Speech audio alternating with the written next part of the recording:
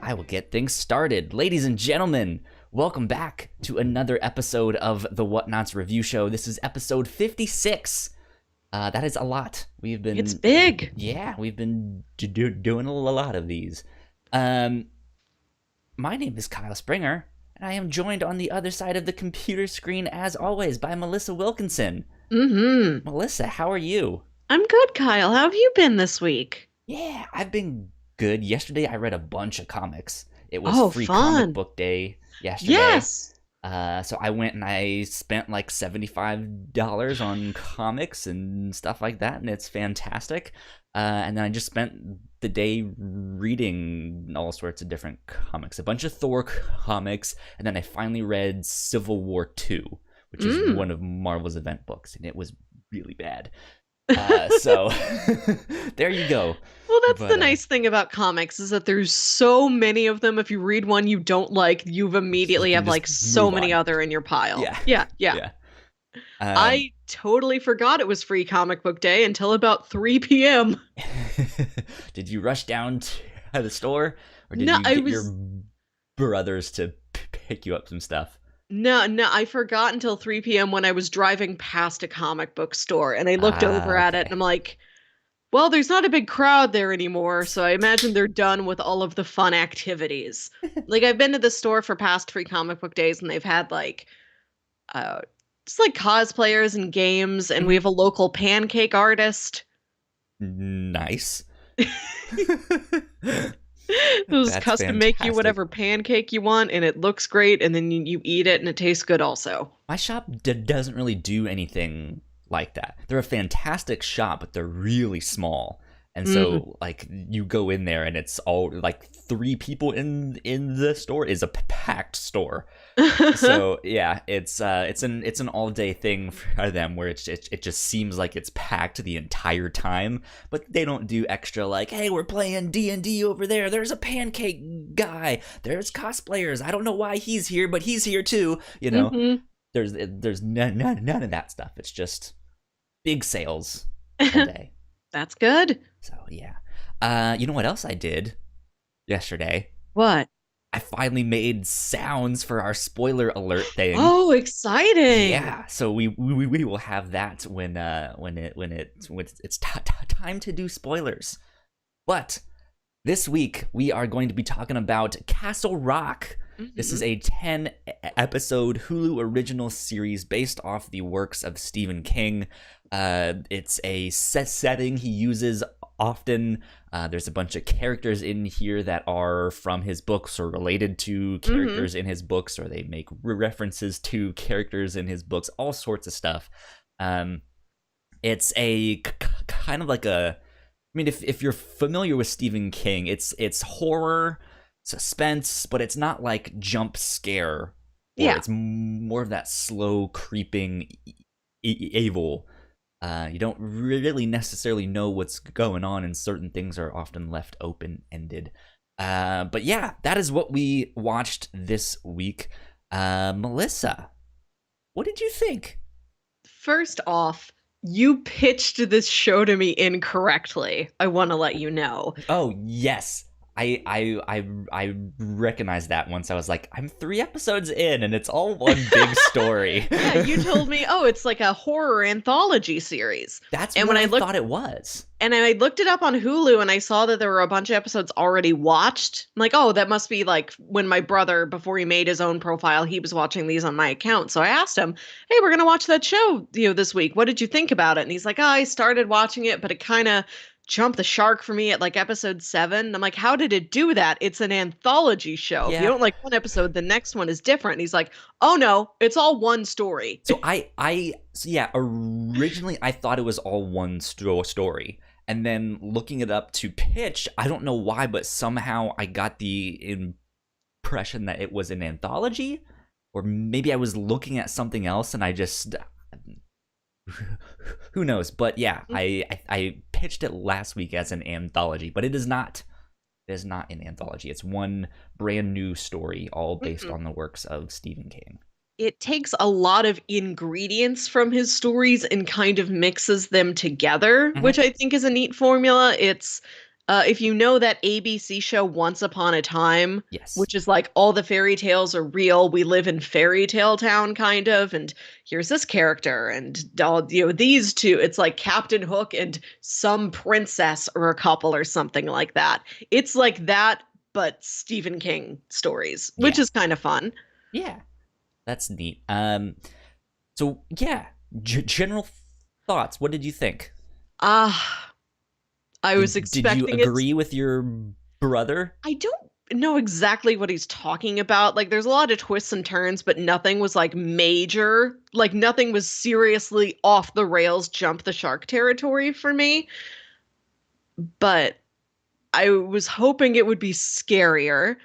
And I have to say, I was like a little underwhelmed on the whole, but there's a lot of individual little things that really impressed me. Yeah, I think I'm of a similar mind. I think I Mm, agree with your brother. It was around mm. episode 7 and 8 that it was just like, all right, well, this took a turn. It gets Uh, weird, but I don't know if it got so that weird for me. I think overall I enjoyed it enough. Like Hmm. I would say this is a good solid show. Um, but yeah, I wanted it to be a little bit more scary. I Yeah. wanted there to be a little bit more of a consistent mystery. It seemed like there were like 3 or 4 mysteries that they were Yeah. trying to weave in there, and it was just like, hey, the whole town is weird and messed up. Mhm. Um, and so I wanted a little bit more focus, but yeah, I think it does a really good job of like of just getting you interested in all of the aspects. If Yeah. that makes sense.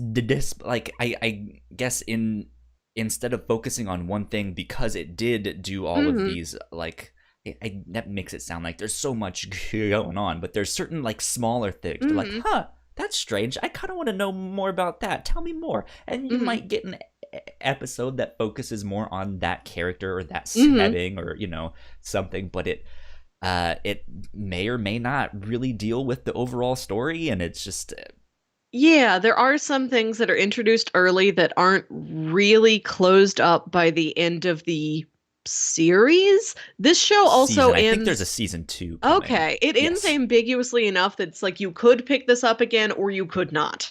Yeah. Yeah. Um but I liked it fine enough. I think I would watch season 2 just to see what if they wrap things up further or if they explore something new. Mhm. Um because there's a lot of mysteries still Yeah. lingering. Let's do a synopsis. Yes. So, Castle Rock, Maine, surprise. Stephen King is all about Maine. I don't know if he's ever told a story It's anywhere, his but main thing. no, that's not true. I think The Shining is set in Colorado, but he's a very Maine-based man. But there are references to The Shining in Yes. this, so. Hmm. So Castle Rock, Maine is this little town with a dark history, and it seems like everything just goes wrong there. It's just a sour place. It's just Mm-hmm. steeped in like tragedies and horrors. And it's like, oh, well, you remember when, that guy got hit by a truck and that thing caught on fire and that person died. Like, there's really bad horror stories from the past around every corner. And there was a couple who adopted this son named Henry. And when Henry was 11, he went missing for like 2 weeks in the dead of winter. And he's saved, like he's found and he's rescued. And he has no memory of what happened. And his dad died out there searching for him. Like, he fell off a rock. It was the dead of Mm-hmm. winter. He was in really bad shape, and his dad ended up dying. And everybody blamed that death on Henry for making his dad chase after him out in the woods. And, oh, you probably just ran away for the attention. You don't Yeah, have a it story to come back to us with. it was one of those things of like, hey, something happened out there. You're the only one that knows. Yeah, You were the only one that was with it him. must be you. Must have been you. Yeah. So this kid grew up with that terrible thing hanging over his head. Everybody in the town hates him. And he moved away. He's like a lawyer in another state. And a mysterious prisoner is found at Shawshank Prison. The previous warden commits suicide, and Poor Locke. yeah, and it's It's Terry John O'Quinn from Locke from Lost, who, Lost. yes, who I have great sympathy for because he's John Locke. Yeah.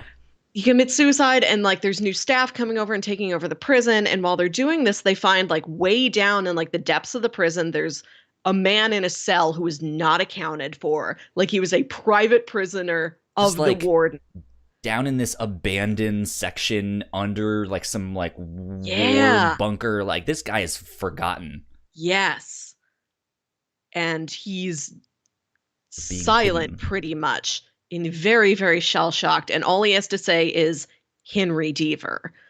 So somebody calls Henry Deaver, like, there's a weird guy who knows your name. Who is the young kid that went missing when he was 11 and stuff like that. So So Henry has to come back to Castle Rock, Maine, and figure out, like, who is this guy? Why did he want me? I guess I'm his lawyer now. What's happening?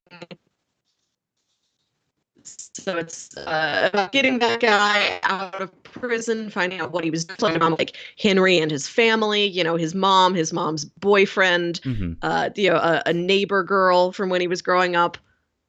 There's a lot going on, but that's the basic start of the thing. Yeah, that's how everything starts, and they get wrapped up into who this prisoner was, what are these mysteries that are happening here, what really happened to Henry Deaver, what really happened to his father, stuff like that. So good mysteries. I think it ends up being very suspenseful, and like I felt like I wanted to know what was happening in this town. Like I feel like they do a really good job of that. But yeah, I say housekeeping and then spoilers. Yeah, we Stuff got to like that. dive into this thing. Exactly. So a little bit of housekeeping for you guys. Last week on the review show, we covered an audio drama called The Earth Collective. Highly recommend it. Go check it out. That one grew on me a lot. Season 3 should be coming out in the near future. I don't know exactly when, but we listened to the first 2 seasons of that. It's kind of like a sci-fi, suspenseful horror mystery thing going on. It's neat. It's neat. You guys should absolutely check it out. Let's see. We also did a recent episode of the Captain's Log, which I still need to get up and uploaded to everything. That'll be out on Monday to the public feeds and stuff like that. But yeah, go check all that stuff out, thewhatnauts.com. Search for us on your favorite podcatcher. Just search for The Whatnauts and we'll be there. And we could absolutely use your help on YouTube and on Twitch. Go follow us on both of those platforms. That would be fantastic. Melissa, I think you froze on me. Are you still there? I am not hearing anything. Oh, you're back. You roboting. Froze on me. Oh man. Okay. You. Go ahead. I could hear you. Your image totally froze for a minute or two. Okay.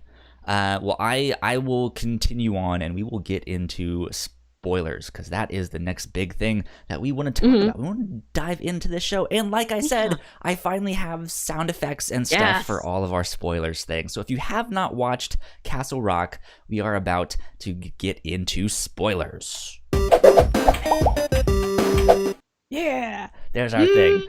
I'll have to go back and listen to those later because I can't hear them. Because we're not in the same location, so it's not like we can see it all right there. There is a way that I can make basically what we stream out to everyone, what you see on Skype.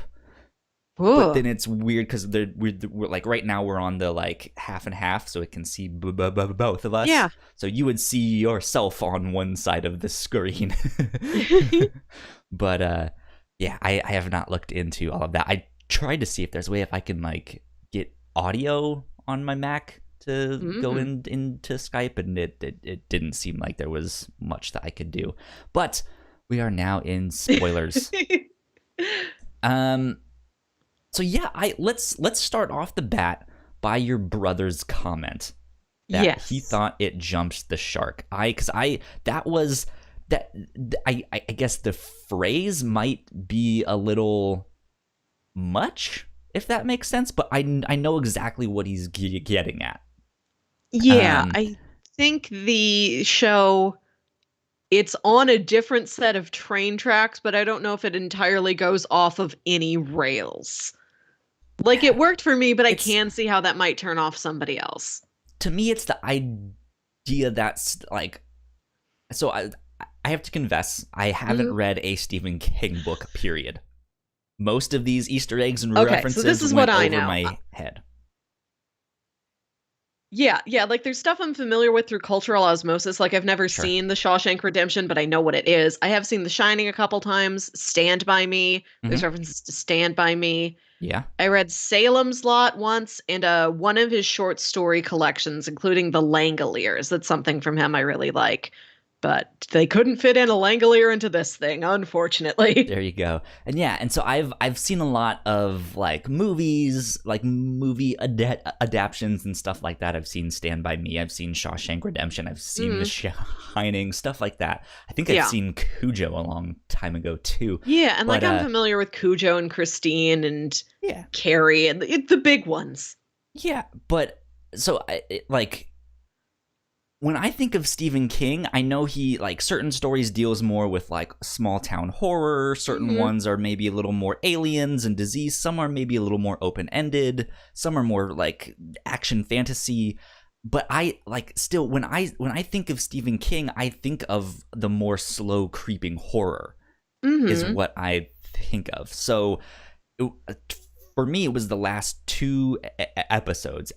Or no, the last three, 8, 9, and 10 is when Yeah. it switched from being that suspenseful horror to a sci-fi show where it's alternate Yeah. dimensions and they're traveling between them and stuff like that. And I was just like, this is a completely different show. Yeah. The alternate dimension thing, that's a thing I typically like. And I think this is a particularly interesting portrayal of that people are, Yeah. like it's not like a big branch of all these multiverses. It's like one person and another person got flipped from universe to universe, and the universes around them are breaking because they're not supposed to be there. Hmm. I think what they did with it was nice, and I think it's cohesive with the rest of the show as a whole. But yeah, I also thought I don't know much about Stephen King, but this does not seem like something he would do. I mean, It's a little I too can see him cosmic. I can see him doing that, but it was the idea that it switched from Mm, this horror story to that sci-fi story. Like if the whole yeah. thing was a more time Mm, travel universe hopping sci-fi story in the vein of Stephen King, I think that mm-hmm. would be fantastic. Yeah. And yeah, like I don't think there was anything particularly bad about the like portrayal of this sci-fi stuff. It was Mm-hmm. just that for the majority of this show, Yeah, it I was get what one you're thing, saying. and then it switched, and I was like, huh, that's strange. Like I would kind of prefer one or the other because they were both good, but it was just Mm-hmm. like I kind of just want it to be this ambiguous, is this guy the devil, is he not, Yeah. what's happening here, we don't really know. It's just Mm-hmm. it's kind of left up for us, and then they explain it away. Oh, it's alternate dimensions and they've switched and this and that, and it's just like, oh, okay, that Yeah, I understand what you're saying. It's like I think the act of having a person from another place show up in Castle Rock, like it makes sense, but it is a sci-fi genre convention put into a horror rest of the story. I see how that's weird. Yeah. yeah. I think it would have played better if that's what we're led to believe. Like, oh, maybe this nameless kid, which was really confusing for me because I watched this with subtitles, and Me too. Yes. yeah, and they kept referring to the kid, which is the guy that was in the cell down in the basement of the prison, and he's not really a kid, and there's No. often scenes with him and an actual kid, like with actual kids there, and so it's like the Yeah. kid says this, and it's like, but that's not the kid. Yeah, he's like our age. Yeah, they needed to come up with a better way to reference him in that. Yeah. But I think it would have played out better if maybe we're led to suspect that he's from an alternate universe, but they never say. I Maybe think, that's just me. I think what the alternate universe episode does is it swings this from mystery into tragedy, because he tells Molly, he tells Henry the story of, no, I was living my own life and I fell through this wormhole, kind of. I walked through this wormhole in the woods and now I'm here, and they think I'm the devil because I showed up out of nowhere. And also, like, cosmically, I have stopped aging since that time. Yeah, which was He strange, but Henry Deaver didn't. Because he got back.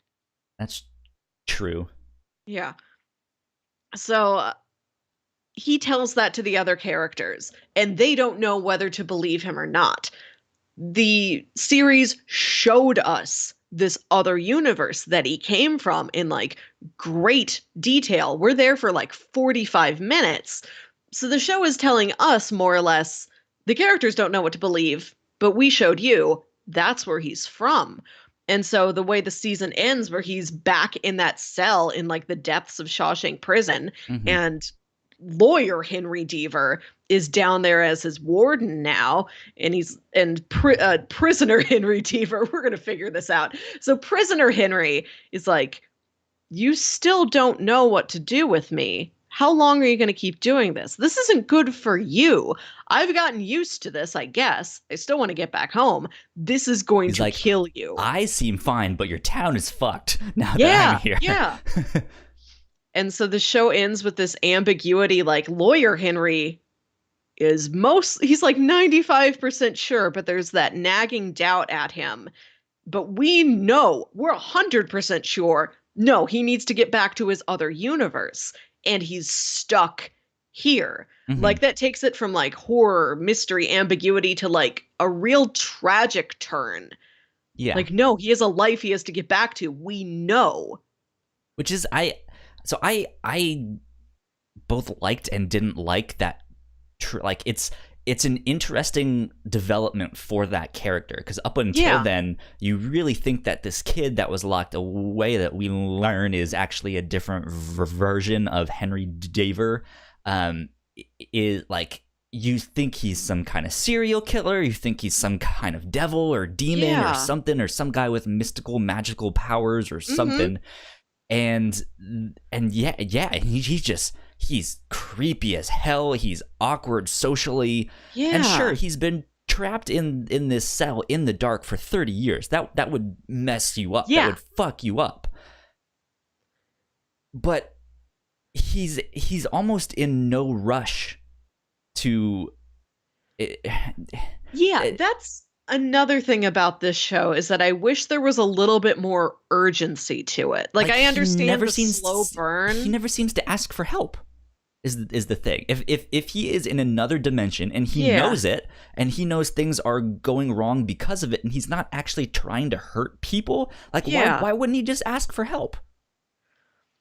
Yeah, so it starts out, you're thinking, okay, he's this creepy weirdo, and well, once you learn what Alan had to say about that encounter with Warden Lacey, where he's got, prisoner Henry in the back of his trunk, and he says, Warden Lacey told me that boy was the devil, and I looked at him and I couldn't believe the fact that I believed it, but I did. So I told him, keep going, do what you're going to do. Yeah. So, and which comes pretty early into the series. So you're thinking, okay, maybe that's real. This seems like it could be real. Maybe that is the devil boy. He seems devilish.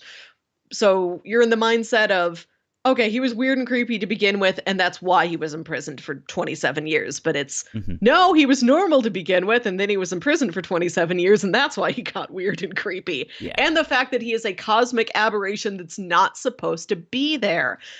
Like, there's dark stuff happening in both versions of Castle Rock for sure that goes back centuries, as we find out, to like the very first European settlers that ever came there. It's not because of either Henry, especially not prisoner Henry. Bad stuff is happening It might be a catalyst. but Yeah, things have they're always been making bad. it worse because he's a cosmic aberration. Like he is breaking reality, and that's why things are getting terrible. Hmm. Things Yeah, are breaking immediately around him which because he's not supposed to be there. I Reality is like crumbling. I kind of would have been interested in seeing that explored as religious subtext. Like, what if that actually is like, if what if that's actually how the devil works? He Yeah. is this thing that should not be, that should not exist, that should not, and like how that plays into religion Mm-hmm. in and of itself. And he's not just some angel that fell. Like he was in this other dimension that got put in over here. Like they didn't really explore that aspect Mm-hmm. of it, and I think that would have maybe fit more, or this idea, because there's a couple episodes in there that I felt like they led me to believe that they were being possessed, like We're just being influenced. yeah, because just this idea that the prisoner Henry knew a bunch of the things of the past and how they played out and stuff like that. And Mm-hmm. it's like, hey, you know the stuff that the father said, but you never really met the father except for in the trunk, or or Mm-hmm. whoever. But there's things that like you wouldn't know that unless you were them. Mm-hmm. And so like that would have been an interesting thing to Yeah. explore, of like maybe there is this unseen force that is then possessing people. Mm-hmm. And there was like an episode or two where they kind of led me to believe that, and then they just kind of moved on, which I mean I Yeah. guess is fine because that's not what they were doing. But then I question why even bring those hints up. Like, Mm-hmm. who knows? Yeah, it does seem like prisoner Henry can direct others to do things. Even if it's like he's just he knows he has a kind of chaos magic around him and he's just targeting it. He's not saying, "Hey prisoner, stab other prisoner." He's just like, "Please let chaos happen and let me be able to walk right through it." Yeah, yeah. Because there's the whole thing about him giving the one dude cancer just by touching him and What? stuff like that. When he was in the prison, in the cell with that Nazi Oh, right. dude, the Nazi went to go like touch him or do whatever, and he had that line like, "You don't want to touch me." And then the next thing we see, it's like the next day he had cancer in his like entire body. I forgot about that. Weird. I This show introduced a lot of things that I thought would come back. That's when I totally forgot about. But like there's things that seem like they are going to be plot points and then they aren't. For instance, that prison guard who ends up Yeah, like shooting up the entire prison and then gets shot in the process. He keeps mentioning he's got a pregnant wife at home. And I kept expecting her to show up, her yeah, to expect justice. Maybe there's some spooky thing going on with her and the baby. Like, but we never saw them, which is yeah. weird. I kept waiting for that other shoe to drop and it never did. But you know what I did like? You remember it's like real early in the series, Molly is trying to find more drugs and her like high school drug dealer, he's like, "I'm out, but you can try this other guy." And she goes to that guy's house and it's like all these kids in masks that are having a Yeah. weird trial. That I think was maybe one of the scariest moments for Yes, me, and I it's loved also that. maybe one of the least Stephen King type of I things couldn't that I judge think that of. very well, but I liked that it was just weird and she just walked into it, did her business, and walked out. I wanted more just like weird stuff happening on the periphery that isn't plot relevant but contributes to that like kind of eerie Yeah, feeling around the town. I wanted more inconsequential like set dressing weirdness like that as opposed to these like the I understand it gives the prison guard like a lot of character to know that he's like a father to be, and so he's got real stakes to like, hmm, I have to fix this place, I have to get out of here. But then it leads you to believe is his wife going to show up? And she never does. Yeah. So with that scene in particular, I was looking up a list of all the Easter eggs in Castle Rock, and that because I was gonna write a couple of them down and be like, here's some of the ones that I liked. I spotted some, that I kind of caught, and I got to they went down like episode by episode and listed like they used this song in this other Stephen King adaptation and stuff like that. It was a lot, so I was just like, I'm not gonna write any of these down. There's too much here. I think my favorite little Easter egg was that Molly's slogan for her real estate business was "Live like a king." But with that scene in particular, that the website that I found mentioned like this might be the least Stephen King thing that we see in the show. This is not really his type of weird horror, but if you squint your eyes, maybe you can see Children of the Corn. Or I didn't know that was also his. He's so pervasive. It's like if you have a phrase you've been using your whole life, and then somebody says, "Oh yeah, Shakespeare originally wrote that." Like, what else is Stephen King around me? But you know where he gets the name Castle Rock from, right? Is it a real Maine place? It's a reference to Lord of the Flies. Oh, that makes sense. Which that scene of these children having this kind of like weird is very, very Lord of the Flies. So it might be more of a reference to that. Is what that website was saying. Now I forget what it was because I don't have it pulled up on my laptop. But yeah, that I think was a really interesting scene, especially because they're having this like court session.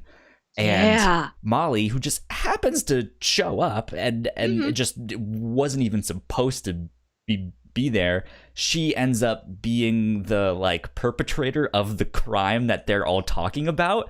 And they're just like, she's here right now, and they all like point at her, and I'm like, what the fuck is happening? This is ridiculous. I hate this. I'm so scared. I don't want this to ever happen in real life. More of that. More just like the characters are going about their normal business through other weirdness around town. Yeah. Like it was dark, but I wanted it to get weirder. So you mentioned the prison guard, and you mentioned this scene that you were kind of hoping to come back. I really wanted to follow more of the prison warden through this. I liked her a lot, and she just disappears for many episodes in a row. Yeah. So like that is one of the references that I did catch, is when she first gets there and they're giving her the tour. They're like, oh yeah, Castle Rock has had multiple wardens die on the job and stuff like that. And they say, and right back there you can still see the bullet hole where Warden Norton, and they stopped. That's the warden in Shawshank Redemption. Okay. And so and it's just like, oh, okay, neat. That it's the same prison and stuff. I like that kind of continuity. Like, this is a world where every Stephen King thing is real and has happened. And whatever, like, you finish up whatever you're talking about, but I want to talk about Jackie. Yeah, or just not even that it's happened, but it's like, hey, these might be the same characters that you know. We don't necessarily know if it's the exact same ones from that adaptation that you do know, though. But yeah, go ahead. Let's talk about Jackie. I loved her, especially because this is such a bleak show. Like, in a way I didn't really like. Like, I get it. This whole town is supposed to be cursed, so of course nobody around there is very happy, but the whole show just feels kind of grim and bleary in a way I didn't really respond to. Kind of colored like that in the cinematography too. It's like late fall, winter, so things are like gray and brown and white, and it's just... and the show feels gray. But Jackie's the one person who's like, this is kind of exciting. I kind of like it. I want to learn more. And it's morbid, but at least it's morbid in a fun way. Like, she really brightens up the show whenever she shows up. And I loved her, but I like that they did use her sparingly so that when she did show up, you did like really appreciate what she was doing. Hmm. I really like the concept that she's like some niece that Jack Torrance from The Shining had, and after that huge disaster in The Shining, her family's like, "Oh, we're not going to talk about Uncle Jack anymore." And she's like, "What? What happened to Uncle Jack? What is it?" And like she finds out about But the she's story. also And she's like, named after him. Like, no, she named herself. Her name's Diane. She mentions that's this, and right. she's like, I was so enamored by this weird legend of Uncle Jack. She's like, just to sort of spite my parents, I took his name, and now I go by Jackie Torrance. I That's right. liked I forgot about that. seeing like the after effect, the Richter, like the aftershocks of real serious events in these stories. Like if something like that happened, yeah, you would have kind of like a weird fan of it. The way somebody's super into true crime, or the way somebody might be really enamored by a weird old family legend like that, you get Jackie. Hmm. I liked her a lot, and I like the kind of cap at the end of things where she's going to try to be a writer too. Yeah. That's like it's weird. There's so many interesting characters in this show, or just things Mhm. happening, that I Yeah, think the show might have even been better served by being from one of these other perspectives. that would have been nice. Like I would have loved having Jackie kind of narrate the whole thing, and it's her writing her book or her article or stuff That'd like be that. She's great. documenting, which is oddly kind of what they do in the Riverdale show. Oh, It's she is like the Jughead. Jughead of this, isn't Yeah, she? Yeah. which is kind of why I liked her, because she's sitting there Yeah. like, I really like all of this weird mystery stuff and murder stuff that's happening in this town. I'm gonna write about it. um, I, or the two, they're not detectives, but the deaf, was he deaf or mute? The guy that had to speak in this sign language. I'm so dumb. I'm not sure. okay, just to stop for a second. I liked those two a lot. I Though did they were too. really interesting. And I think what happened was that Odin Branch is his name, which is a cool name. He had deafened himself on purpose Right. so that he could like really hear the word of God, but it's not clear when he did that. It seemed like it would be fairly recent and that he was not born deaf, like he did that to himself. But Hmm. his voice, I imagine, wouldn't sound like that if he had been able to hear for most of his life. I'm not He sure how has, that works, because I know I've interacted with very, very few people who are yeah, deaf. But yeah, one of the things I do remember from one of them is that they could speak, but it was often like they weren't exactly sure how to pronounce things, which would make yes, sense. But it may have been so long that he's been deaf that he kind of yeah. lost it. Yeah, that's the one thing I I don't was know. ambiguous about. Like, how long ago did this happen? Happen. Because Yeah. up until the point where he speaks, it seems recent. I don't know. That timeline is just a little ambiguous for me. Yeah. He seemed like a character that was almost out of time, if that Yeah, makes sense. Because he feels very otherworldly. I had a theory that he was Henry Deaver's son, just older. What was his Huh, name? What was the Wendell. Wendell? Yeah, because And especially because he is named after a Norse god, and Grandma Ruth is all about Norse gods. What? exactly. No, I definitely see what you're talking about. Yeah. Um, and yeah, so there's that hint. They look similar. And there is this thing of, we see Wendell get off of the bus kind of more towards the middle end of the show, because he's starting to get the like tinnitus stuff where he has the ringing in his ear. Yeah. So he's obviously prone to hearing it as well. Mm-hmm. That may have been the first couple aspects. We know there's this like jumping back and forth between dimensions slash Molly's almost shining powers that allow Yeah. her to see into these other dimensions, if not in like past timelines. Mm-hmm. So I'm wondering if he somehow uses that to his advantage to kind of explore this and study it. And he's who knows? Yeah, I But I they would liked all him. they were also characters that I would have liked to see it from their perspective of just One, they are the like pariahs, the outcasts that understand it, yeah. but seem crazy because no one else really believes them. And it's their job to be like, look, guys, it's actually happening. It's actually real. We will prove it. Mm-hmm. And while we're talking about Odin Branch, I just want to say I don't know if I've ever seen so great a sign language performance in anything else I've watched. There's a lot of time with him performing, Yeah. speaking sign language, and then you've got his sidekick there, like explaining, translating for him. It's great. Oh, like I've never seen that much concentrated sign language in something before, and he's so emotive when he does it. It's a great performance. Yeah. I really liked seeing it. It's interesting for me because I think I understand immediately, and I like that aspect about his character. I also don't know anything about sign language or what it's actually supposed to look like, so it's this weird thing of like, okay, I can understand just visually that that's supposed to be sign language, but I don't know if that actually is sign language. Like, I don't know how accurate that is, if they just had him do a bunch of random movements, or if he's actually speaking American Sign Language. I don't think that's sign language is gaining more and more popularity. I don't think anybody would make it up when it's easy enough for you to learn and like write a sign language scene.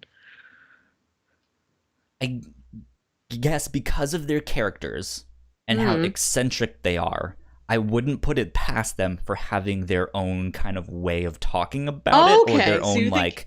It is a sign language, but it is not the American Sign Language we're all familiar with. That could be one potential explanation if it is not, in fact, American Sign Language. But it's just one of those things of just like, I'm not educated enough to know if that is actual sign language. Yeah. This seems like a nice. I had something else I wanted to talk about, but I'll come back to it later. This is a nice transition point to Ruth. She's treated kind of ambiguously in that it's like 95% certain she just has Alzheimer's. But there's a little, like when she's talking to Molly on the bridge, she's like, I've been here before. I've done this before. And that's the first time that is happening in this timeline. So there's a little ambiguity to it. Like, is she really like supernaturally lost out there? But I liked that typically it seems like there might be supernatural things happening to her, but not within her. It seems, I would guess, like just sincere Alzheimer's. I would think it's actually maybe an effect of Dr. Deaver. Maybe that's what we'll call him. There's Doctor and lawyer Prisoner one. Deaver. Yeah, that's kind of demeaning. Deaver. Dr. Deaver and Deaver Esquire. Yeah. I feel like maybe her air quotes Alzheimer's might be a result of Dr. Deaver being in their universe, and that's just one of the things happening, but it might be a slow burn.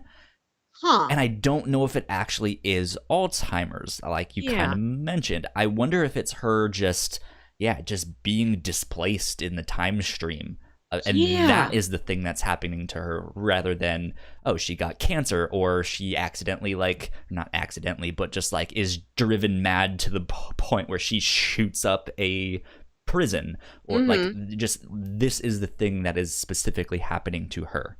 Yeah, like it might be real Alzheimer's, but it's not caused by genetics or whatever things may really cause it. I'm not a doctor, like alternate universe Henry Deaver is. There is that it might just be actual Alzheimer's, but I was thinking of, it's not actually Alzheimer's. What's actually happening to her is she's just being displaced in the time stream, and that is what is happening to her as a result of. And it's just it's a slow burn where she doesn't really notice it at first, or maybe she sees a detail here and there, and just as she gets older, or as she, I guess, gets in closer proximity to Dr. Deaver, that it gets worse and worse and worse to the point where she doesn't even like see Dr. Deaver. She sees her late husband and all, You're all right. of It this does that get like, worse when it's around him. yeah. Yeah, I think the way the show goes is when it first shows up, you're like, you don't know exactly what it is, and then it seems like it is just more a legitimate medical thing, and then it does end kind of ambiguously, like how much of this is a weird supernatural effect Hmm. of, this cross-dimensional thing going on. I don't know, but if they were to tell all the stuff about it being a legitimate disease seemed very believable to me. Yeah.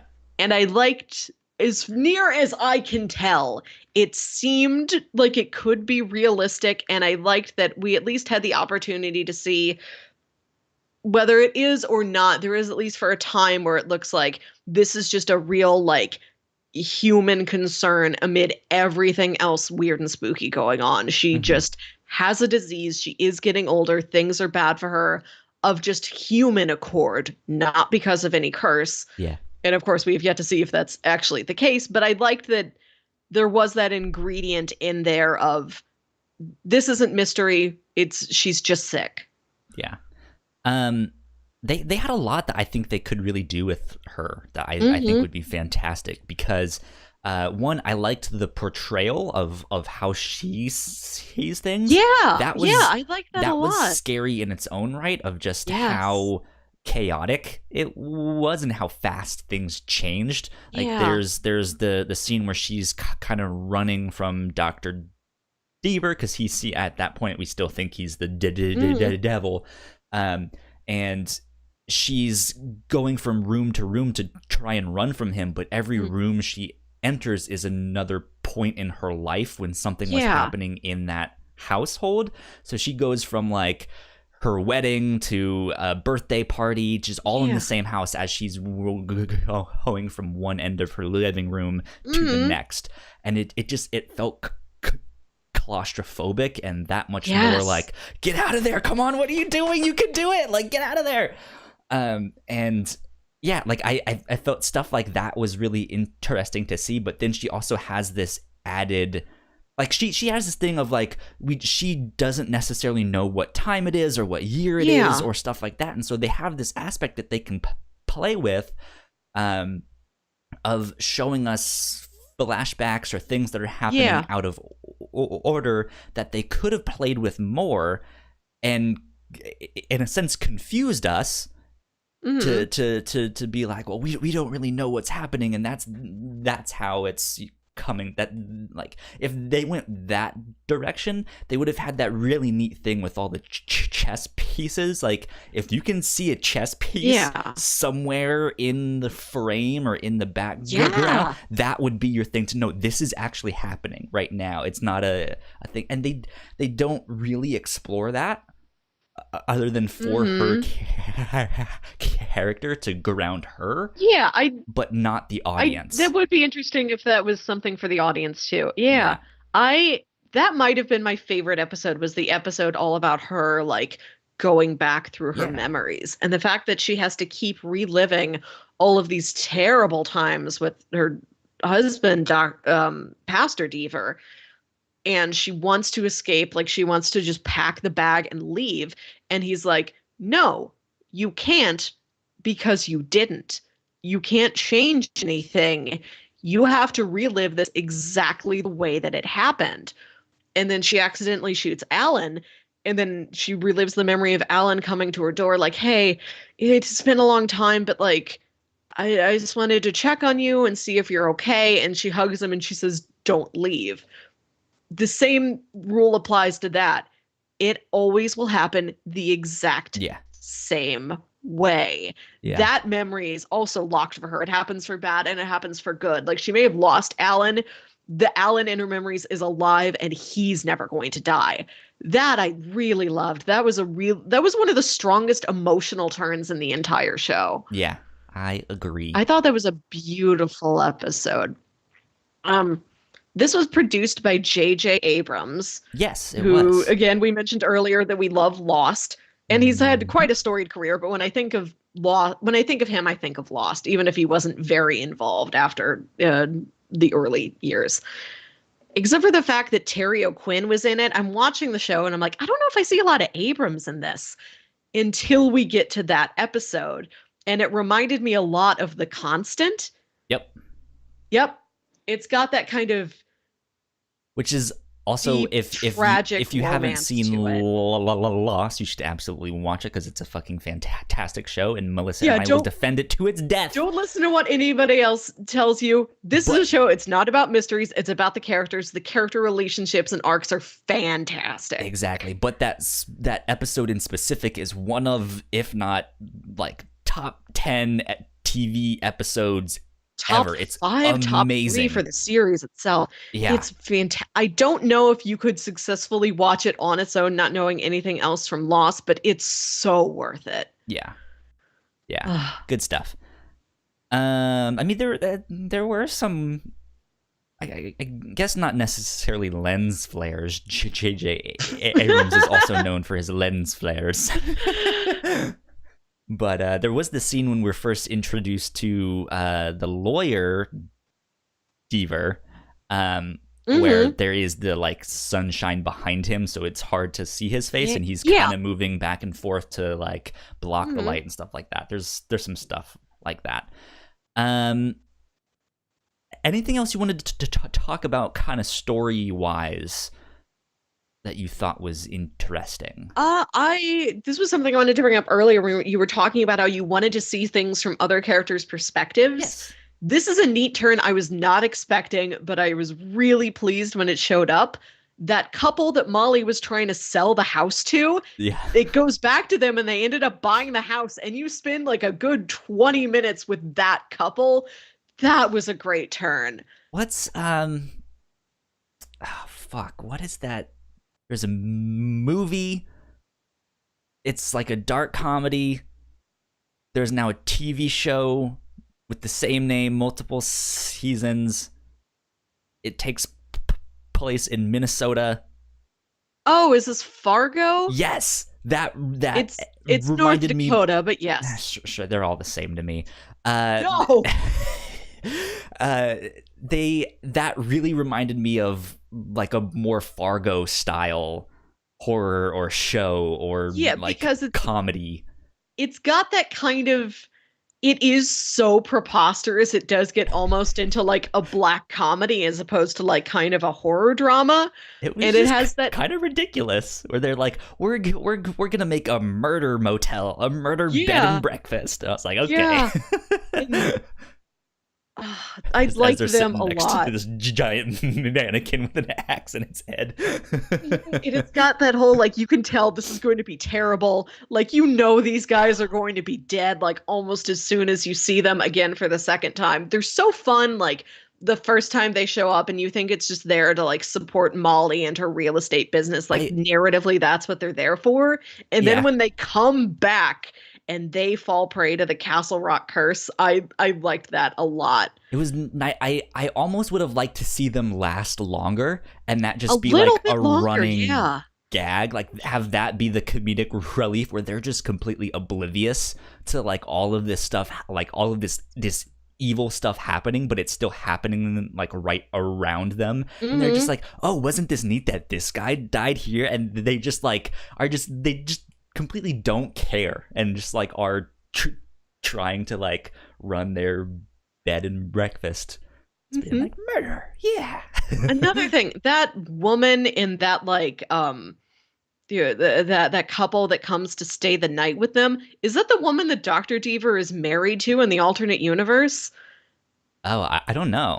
I think there was too much time between those episodes for me in my own watching that like I didn't have her face really locked in my mind. I'm like, I'm not sure, but that might be her again. I have no idea. I'm on their Wikipedia page, but it's not. It's listing out the cast by the actors' names, not the character names. Yeah, and I don't know. Yeah, I don't know if like her as the bed and breakfast guest had a name. And her name is like Marin or something like that in the alternate universe. I don't know. It looked like it might have been the same actress to me, and I thought that might have been a cool twist. They're just like that's something I like about alternate universes is just Yeah. reusing characters in kind of unusual ways. Like, oh Well, yeah, there's no reason they couldn't also serve a loosely similar purpose in this other universe. yeah.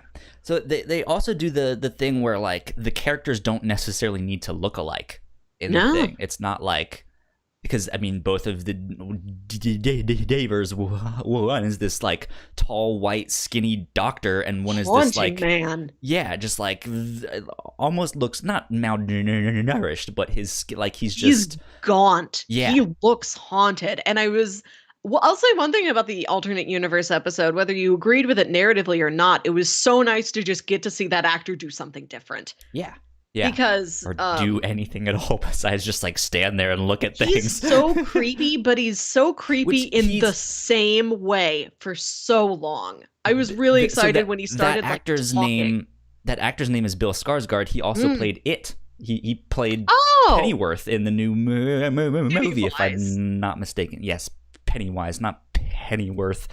Um, He's gonna play Alfred he's gonna next. play. He's gonna play What all if the Alfred pennies. became it? Like, what if he became the Joker? This has to be like a DC Elseworld somewhere. Yeah, that would be amazing.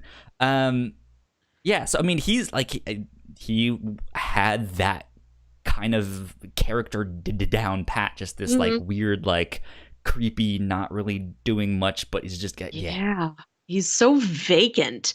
And so that's what makes the alternate universe so effective for me. You see that this like vacant man is a doctor, a very successful research doctor with this full rich life. Yeah. And then he was put in the dark for 27 years and that's why he is who he is. Yeah. Scary stuff. Crazy. I don't know if I have much other story-wise stuff that I want to talk about other than the fact that I thought it was not strange that it existed, but weird that they didn't talk about it more. That the town is racist. Like it's just a thing, and it looks like it's going to be. I mean, you could also kind of explain it away as like they still blame Henry Deaver for, but there's really no other black characters in the show besides him and his son. There's him, Odin Branch. I think like one or two kids in that weird court of children.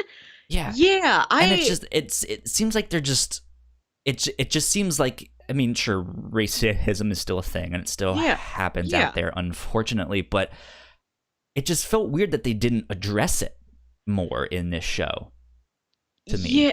Yeah, and I was wondering at the beginning, are they going to wrap this up together? Like, is part of this dark, like, stain on Castle Rock, does it not just go to, like, murders and disasters and accidents? Does it go towards prejudice also? Yeah. And they didn't really get into it.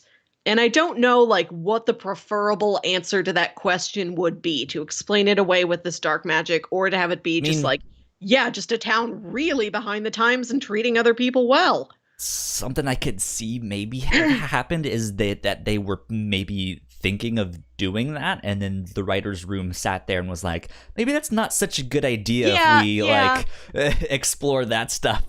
Yeah, I wasn't like, oh boy, that let's learn about this. It's just a little odd that it seems like it might be something in like the first two episodes and then it isn't. But I don't disagree with the fact that it isn't. Yeah, so I just thought it was strange that it was just like, it's a thing. Characters seem like they're oddly racist towards lawyer Deaver. Mm-hmm. And that's it. Move on. We're not going to mention it again. Yeah. Yeah. Oh, well. Yeah, I think that's kind of all. Oh, you said you were wrapping up talking about the story. Did you want to talk about anything on the technical side of things? I don't know if I really have anything that stands out. I really liked the sound design for this show. Interesting. Talk about that.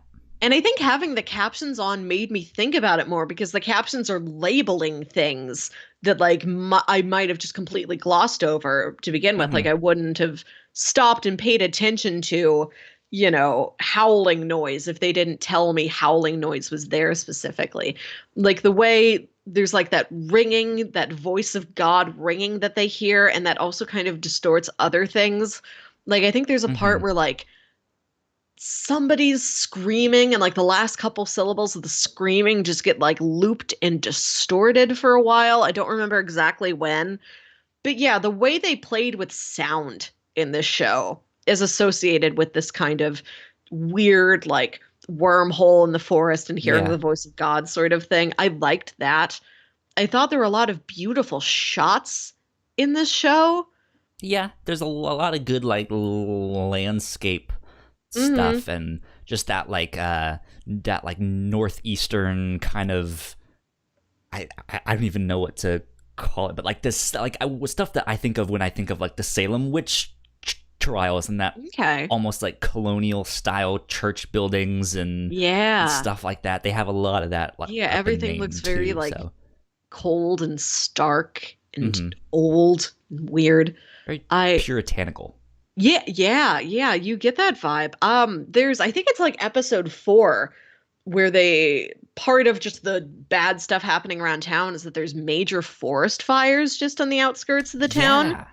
and it's not really I brought wonder if up. that's a reference to anything from I Stephen King's I work. don't know. It's a little odd because it's not brought up before that episode and it doesn't seem to continue much After outside that. that episode, but in that episode they're like forest fires are still continuing and I'm like when did they Now that you start? mention that, yeah, I think that was an interesting one because I've been in Ooh. areas where there's a fire, in the next state, and just the wind has brought all of the smoke into that Yeah. town, and it's hazy. You can't see a thing. Mhm. This, if I'm remembering correctly, was more of like a yellow haze to Yeah. things. It's got that kind of yellow orangey haze over everything. I thought that was shot beautifully. And Yeah. I like that they didn't just tell you, "Oh, well there's also wildfires." Like they showed the effects to this town. There's a lot of people walking around with like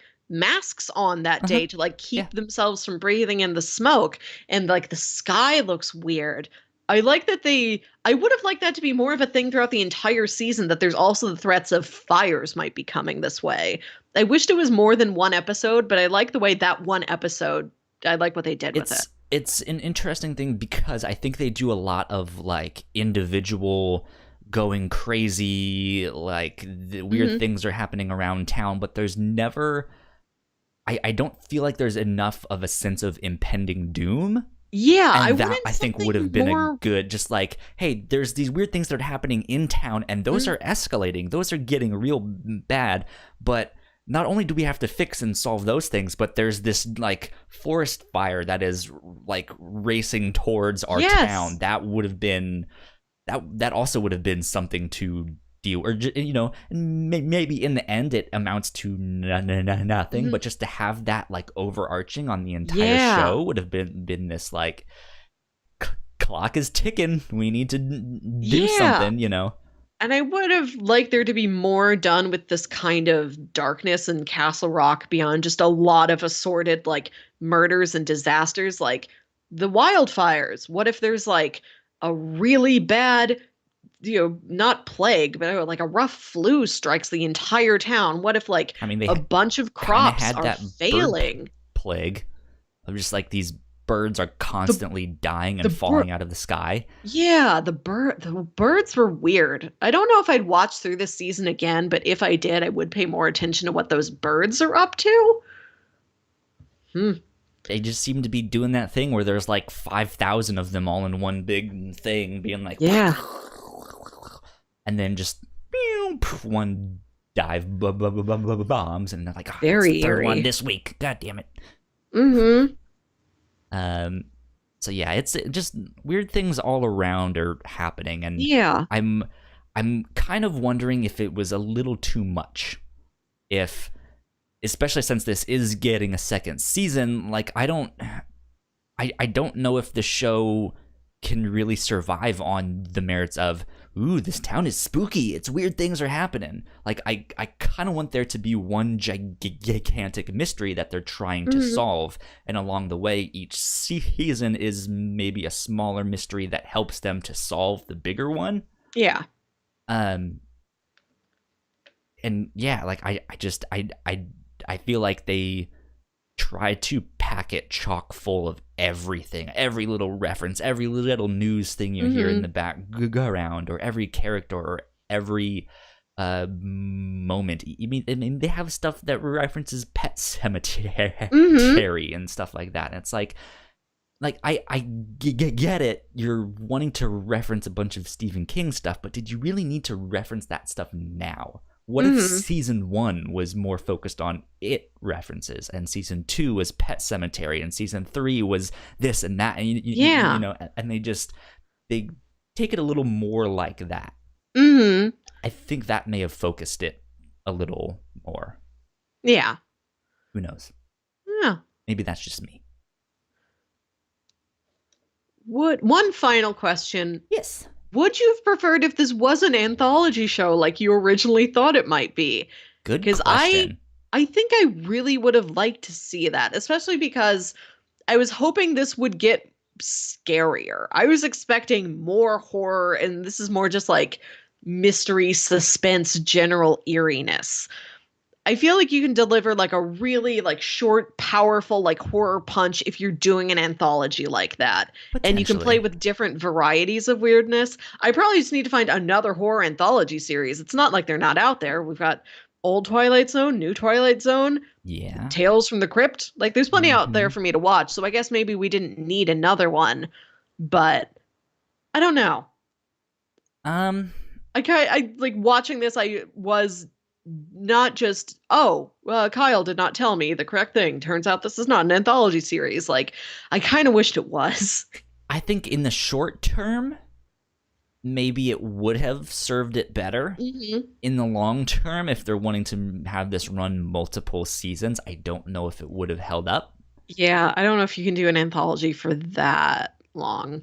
Especially based off the works of one creator and his themes and tropes and stuff like that, because then I feel like you're gonna start to get into, okay, I've seen this kind of thing before. You know, you've seen this weird kind of creeping religious tinged horror, but yeah, like I think it's still like, I like the idea of an anthology about this town and the weird things that happen in this town, the like horrific things that have happened, whether it be in the past or in the future or in the present day, or one episode is entirely about this couple that runs a murder bed and breakfast, and the next one is about the prison warden and all of that stuff, or one is about the prison and the multiple wardens they've, like, I think I would like to see that stuff, but again, I don't know if that would hold up in the long term and give enough variety. Yeah. So, good question though. That was a good one. Do you have any recommendations for people who may have liked this or liked aspects of this and want to find something else?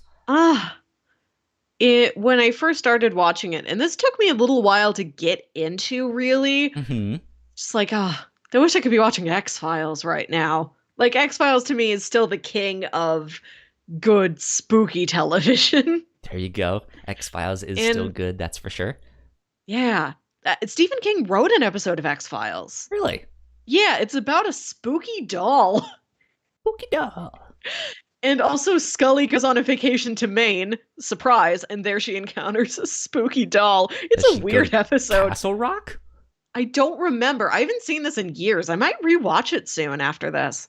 That would be really crazy if Castle Rock also existed in the X-Files universe.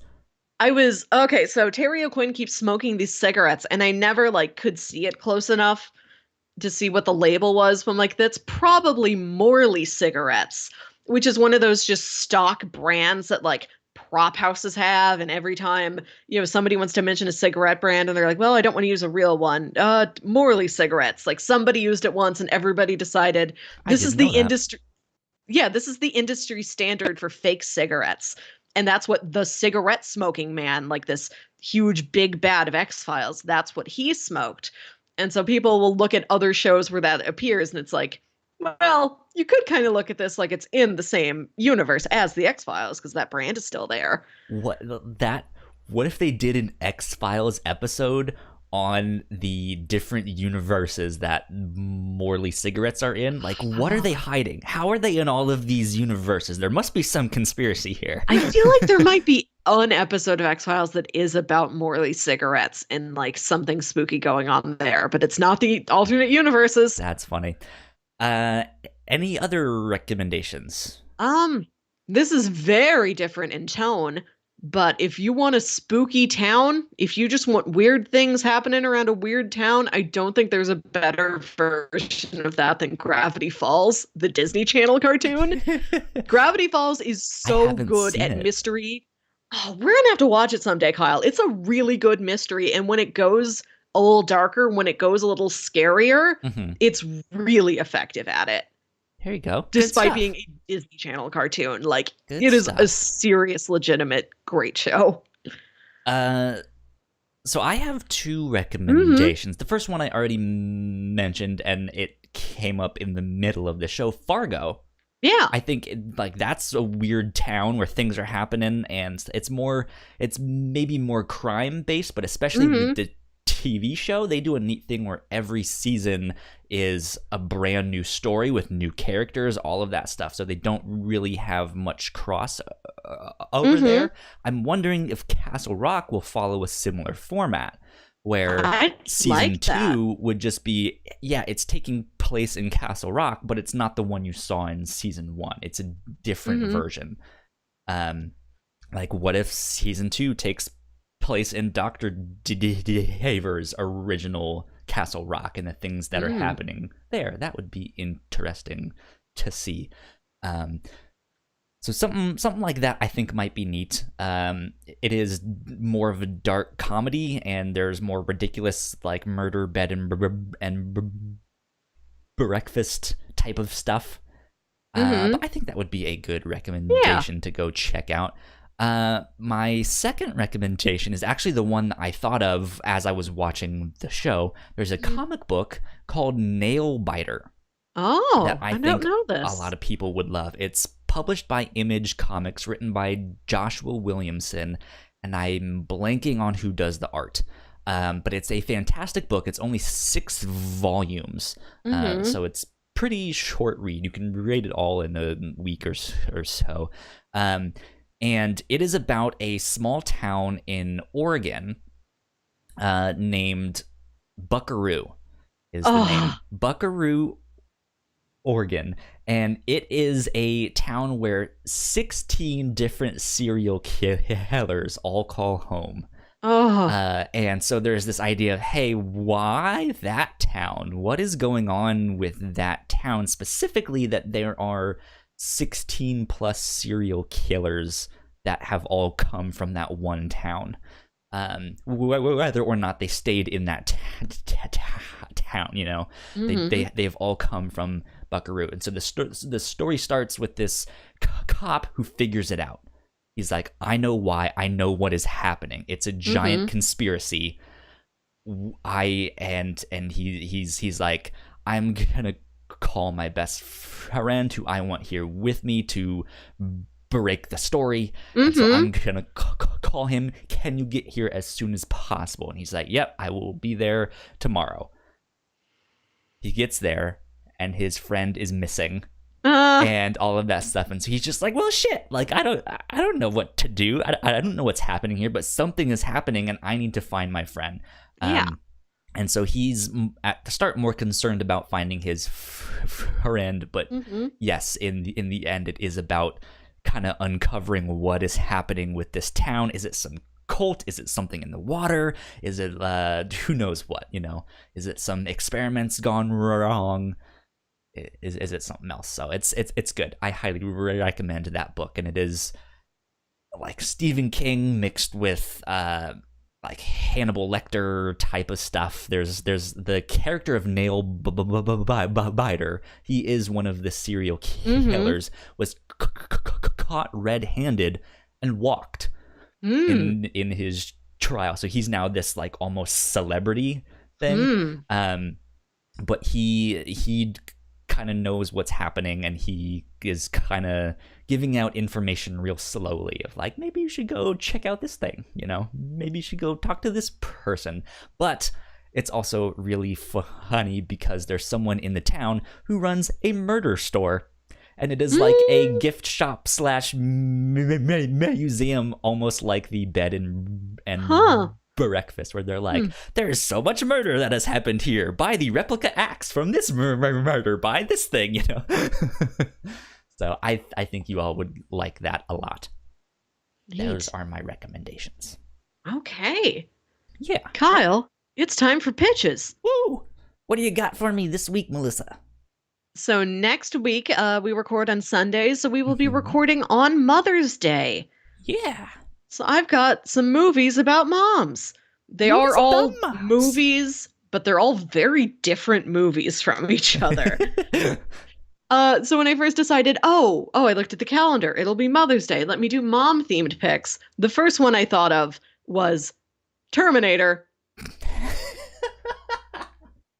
When you think of your mom, what movie do you think of? Terminator. These aren't like movies related to my moms. They're just general pop culture moms. I'm like, well, you know who's real high up there? Sarah Connor. There you go. So I am pitching Terminator and T2 Judgment Day. Okay. There's been several films in the Terminator lineage. These two I've heard are the best. T2 is something I have heard people raving about my entire life. People still love it. It still really holds up. I've never seen it. And I saw Terminator once, I think, and didn't really get much out of it, but I'd be intrigued to try it again. So these were from 1984 and 1991. They are directed both by James Cameron. And, we mostly know the story. There's a robot sent from the past. There's a robot sent from the future to the past, like, hey, in the future, some guy named John Connor, like, really screws things up for people. I'm here to stop you, his mother, Sarah Connor, from ever giving birth to him. She's like, what are you talking about? Like, I don't even have a boyfriend. I'm not pregnant. What's this? Make this robot stop chasing me. And there's, like, a soldier also from the future who is sent back to protect her. And, of course, that's John's dad. And then in the second movie, a really cool liquid metal robot comes back from the future. Like, okay. Like, what was that show, Allison Mack, where she turns into the liquid puddle? He's like the best possible version of Alex Mack. Like, people are still Alex talking Mack, about what a good visual effect this was. And I've seen clips of it in, like, movie documentaries and things like that. I want to really see it. Cool. I want to sit down and watch me some Terminator. Sounds good. So that's Terminator 1 and 2, right? 1 and 2. And Terminator 2 is called Judgment Day. Judgment Day. Judgment Day. There you go. That's pitch number 1. So what is pitch number 2? Pitch number 2. Another top pop culture mom is Carol Brady from the Brady Bunch. How familiar are you with the Brady Bunch? Was this something you watched on Nick at Night growing up? I've seen a number of episodes. Okay. It's not a hard premise to get. Mm-hmm. Okay.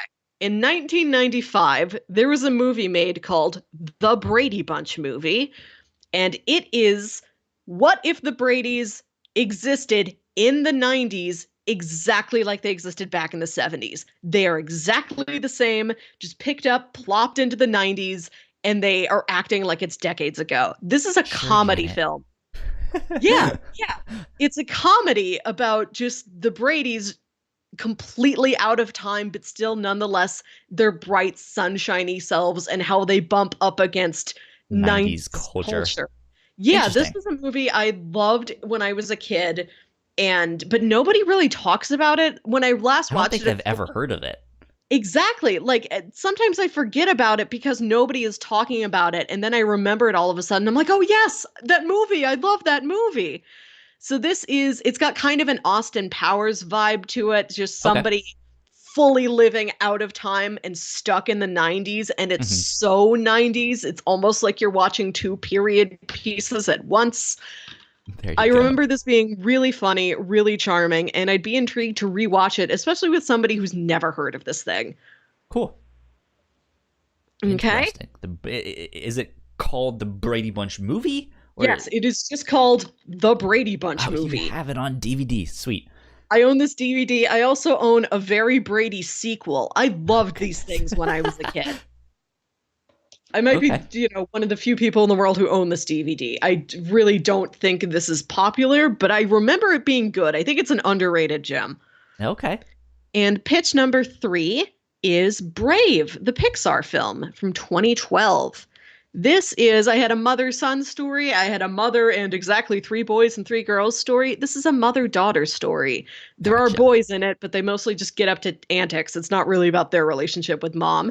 It's all about Princess Merida in this centuries-old Scottish Highlands, and she is set to take the throne, and her mom's trying to teach her how to be a proper royal lady, and she's like, I just want to go out there and like ride my horse and shoot arrows, and I don't want to suit her, and I don't want to be this responsible. And she falls into a magic spell that turns her mom into a bear. So half the movie is her with her mom as a human lady, and half the movie is her with her mom as a bear, just learning to understand her mom better now that they can't talk to each other. Couldn't bear the sight of her mom. Communication was bad before, and now it gets worse because her mom can just like roar and paw around at things. Yeah. And she just has to try to figure out how to reverse the curse and get her family all back together.